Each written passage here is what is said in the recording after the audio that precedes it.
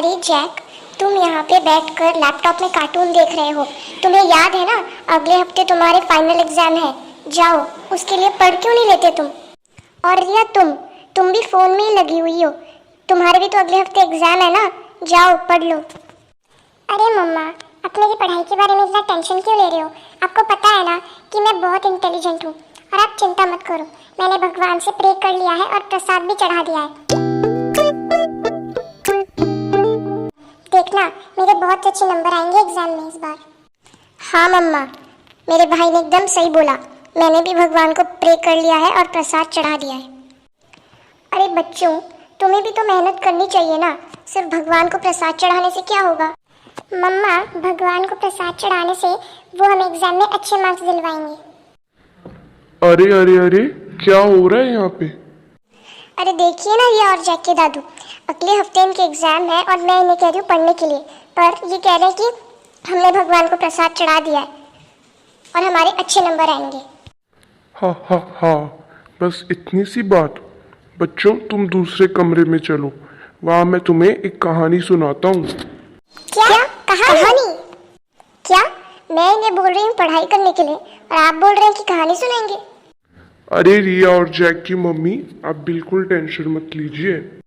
ठीक है, मैं जाती हूँ फिर अपना काम करने। तो बच्चों चलो, दूसरे कमरे में चलो, वहाँ मैं तुम्हें कहानी सुनाता हूँ। ठीक है दादू। तो चलो दादू, अब आप हमें कहानी सुनाओ। ठीक है, इस कहानी को ध्यान से सुनना।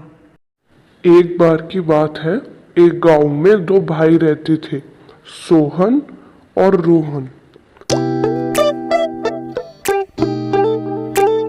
सोहन बहुत धार्मिक था और भगवान को बहुत मानता था, जबकि रोहन मेहनती था।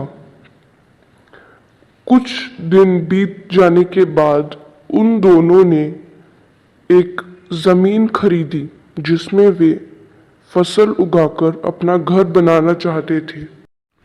रोहन तो खेत में बहुत मेहनत करता था, पर सोहन कोई काम नहीं करता था, बल्कि मंदिर में जाकर अच्छी फसल के लिए भगवान से प्रार्थना करता था। ऐसे ही बहुत दिन बीत गए। अब फसल पक गई थी और उन्हें बाजार में बेचने का समय आ गया था। सोहन की प्रार्थना और रोहन की मेहनत से फसल तो बहुत अच्छी हुई होगी। हाँ, और उन्हें बहुत पैसा भी मिला होगा। दोनों फसल लेकर बाजार में चले गए और उसका उन दोनों को बहुत अच्छा पैसा मिला।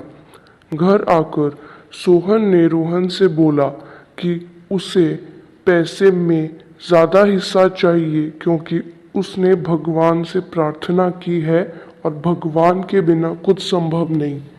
यह सुनकर रोहन ने कहा कि उसने खेत में मेहनत की है, इसलिए उसे ज़्यादा पैसा मिलना चाहिए। दोनों लड़ते रहे और इस समस्या का कोई समाधान न हो पाया। फिर दोनों पैसे का बंटवारा लेकर गांव के मुखिया के पास गए। तो क्या मुखिया ने इसका समाधान दे दिया? मुखिया ने दोनों की सारी बातें सुनी और दोनों को एक एक बोरा चावल का दिया जिसमें कंकड़ मिले हुए थे, और बोला कि कल सुबह तक तुम्हें इन चावल में से कंकड़ अलग करने हैं। फिर मैं बताऊंगा कि धन का ज्यादा हिस्सा किसे मिलना चाहिए। इसके बाद क्या हुआ? इसके बाद दोनों बोरी लेकर अपने घर आ गए।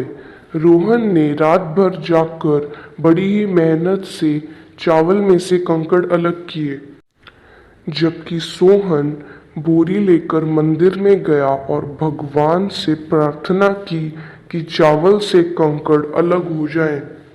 अगले दिन सुबह रोहन जितने चावल और कंकड़ अलग कर सका वह उन्हें लेकर मुखिया के पास चला गया और मुखिया उसे देखकर बहुत खुश हुए, जबकि सोहन वैसी की वैसी बोरी मुखिया के पास ले गया।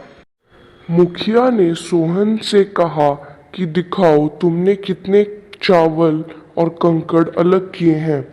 फिर सोहन ने कहा कि मुझे भगवान पर पूरा विश्वास है, चावल और कंकड़ अलग हो गए होंगे, पर बोरी खोलने पर मुखिया ने देखा कि चावल और कंकड़ वैसे के वैसे ही थे। तो दादू, मुखिया ने धन का ज्यादा हिस्सा किसे दिया?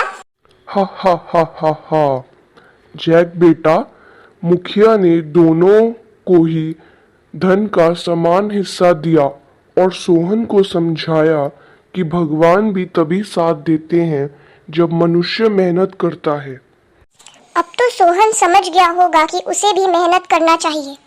हाँ, अब सोहन भी रोहन के साथ खेत में मेहनत करता और अब की बार उनकी फसल पहले से और भी अच्छी हुई। तो बताओ, इस कहानी से तुम्हें क्या सीख मिलती है?